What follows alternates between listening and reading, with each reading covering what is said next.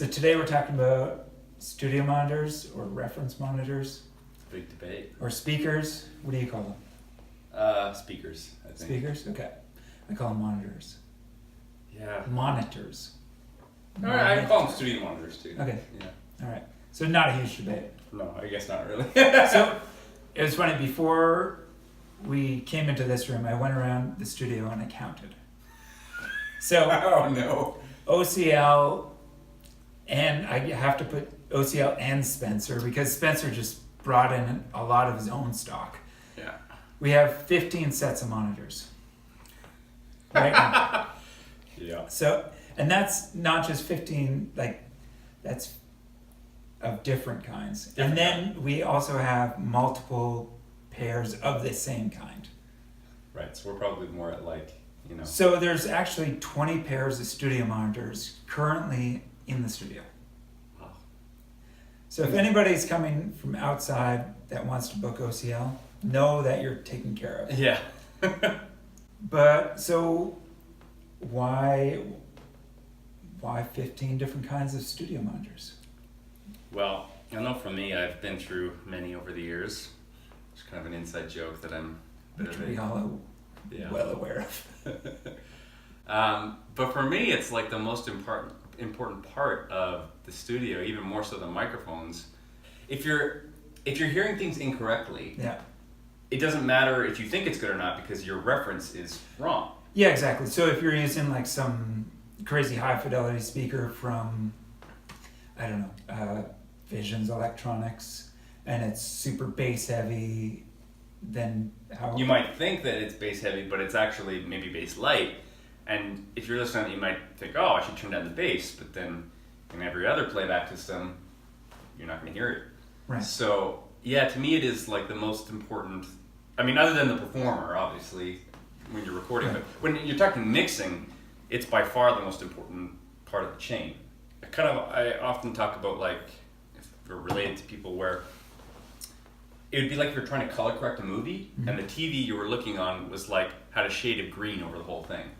How would you be able to tell if the shade of red was the right shade of red or the shade of blue was the right shade of blue when you're constantly being distracted by this green hue?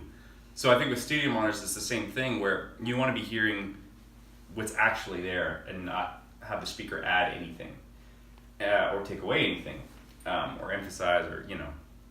I think too a lot of people don't realize necessarily how much the room comes into play in studio monitoring as well, where you can have the best speakers in the world and in a crappy room they're going to sound crappy or they'll sound just accentuating weird spots in the room. Yeah. And like I've often had clients where like, oh, the bass is too heavy and they're sitting at the back wall, and we'll be like, well, come sit where I'm sitting in front of the speakers, and it's like, oh, it's perfect there. And if you go into any room, the corner or the back wall or any wall really, but mostly the corners will have a bass build-up. Right.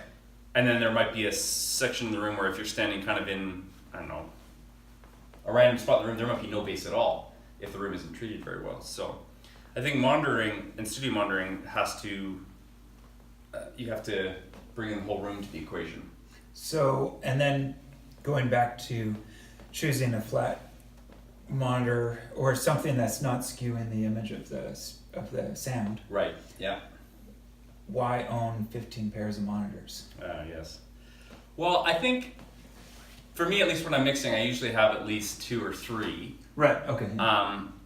And they kind of give you a different perspective on things. Like, you definitely need a full range system where you can hear all the way from top to bottom, hear all the bass and all this stuff, and so you can accurately judge it. But most of humans' hearing is sensitive in the mid-range. Yeah. So having a mid-range reference like an Yamaha NS10 or MixCubes or, there's lots of other kind of... I mean, any really near-field two-way speaker is more focused on the mid-range than it is on the subs or the lows. And being able to accurately hear that and almost have it kind of bubbled out at you so that you can really make decisions in the mids, because like every instrument, the fundamental is usually in the mids. Yeah. Or most instruments. I mean, other than maybe... So it can get really chaotic and cluttered in the mid-range. Yeah. So if you're not hearing that correctly, it's just going to be chaos. Mm-hmm. Yeah.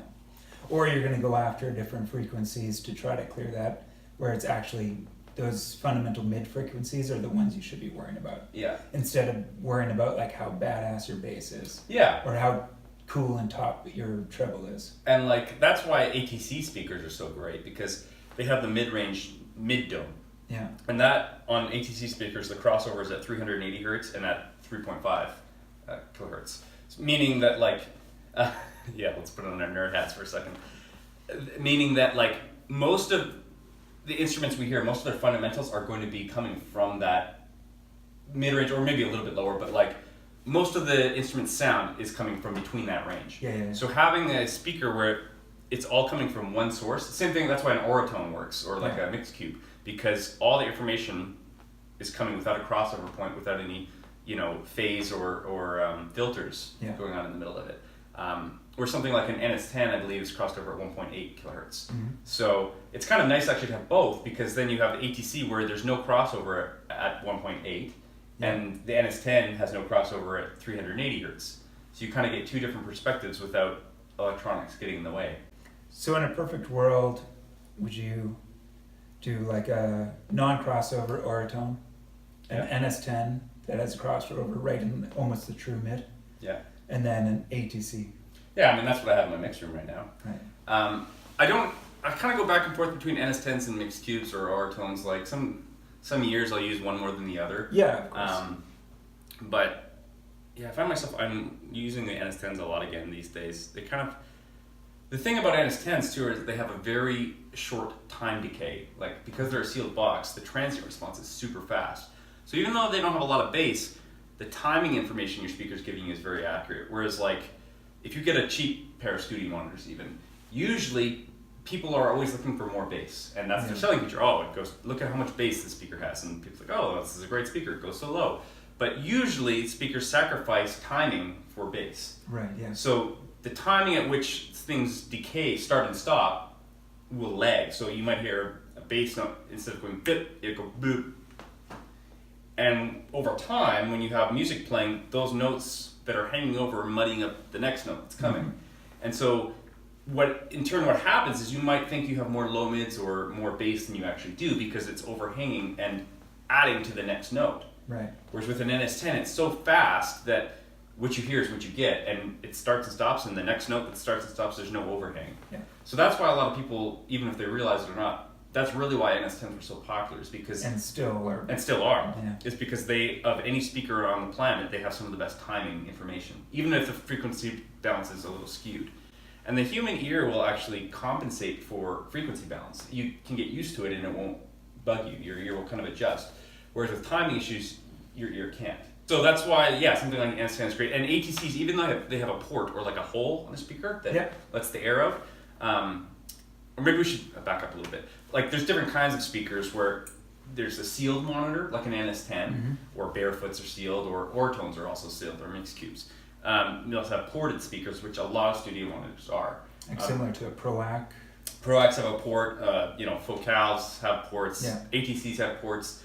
The thing about ATCs, though, is they don't use the port to extend the bass. Because normally, if you tune the speaker box to a certain frequency, you can extend the low end by basically getting the port to ring at a certain fundamental. Usually it's down between 40 and 30 to 60 hertz, somewhere in there. Stupid low.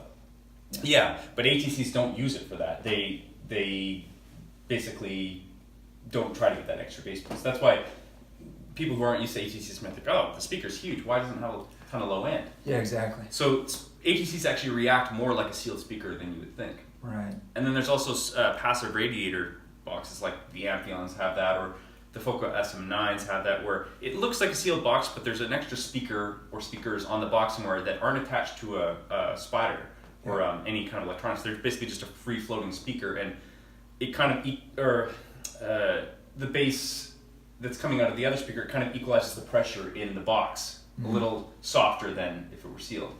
But with each speaker design, you have different bass roll-offs. So a ported speaker, you could extend the low end by tuning the port to get quite a bit lower, but then after that frequency, it drops off like a rock.